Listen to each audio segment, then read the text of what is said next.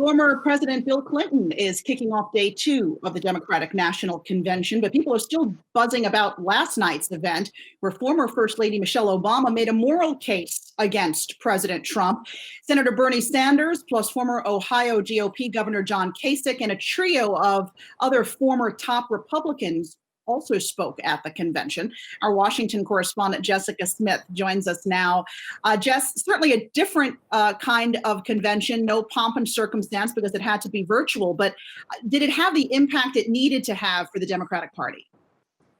Yeah, Alexis, it was very different. It was unlike anything we have ever seen before. And I have to say, I was a little worried going into it that the virtual setup would be pretty awkward, that they might have some technical difficulties, but it actually, I think, turned out as good as it could under the circumstances.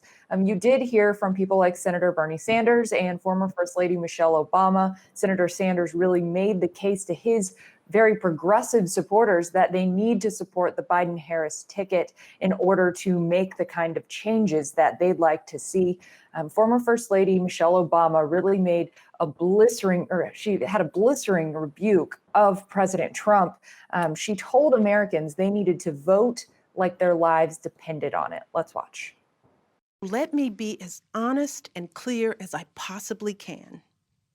Donald Trump is the wrong president for our country. He has had more than enough time to prove that he can do the job, but he is clearly in over his head. He cannot meet this moment.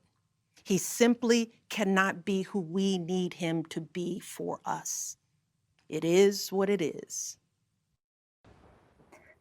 Now, that line was probably the most talked about of the convention last night. It is what it is. She used some of President Trump's own words against him there in a very subtle way. You'll remember in that Axios interview with Jonathan Swan, President Trump said it is what it is when trying to defend his handling of the pandemic and talking about deaths in the United States.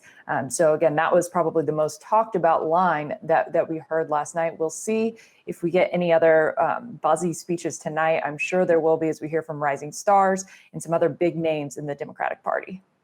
Jessica, I liked it. I'm with you. I was waiting for some type of technical glitch. It didn't happen. It looked pretty cool. But do you think these virtual conferences or conventions are looking to the future?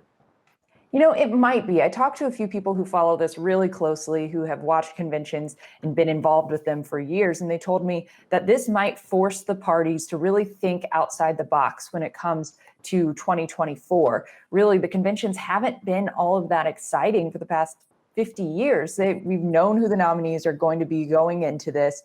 There hasn't been that drama, that excitement. I don't know how many people actually tune in to watch these. So maybe these will look different going forward. Maybe they're not totally virtual, but at least this gets the parties thinking about what they could do differently.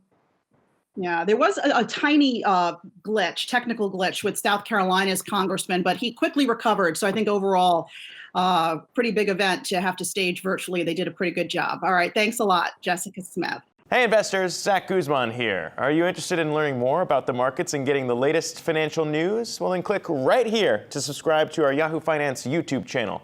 Get the latest up-to-the-minute market analysis, big interviews in the world of finance, and information on how to manage your money every day wherever you are.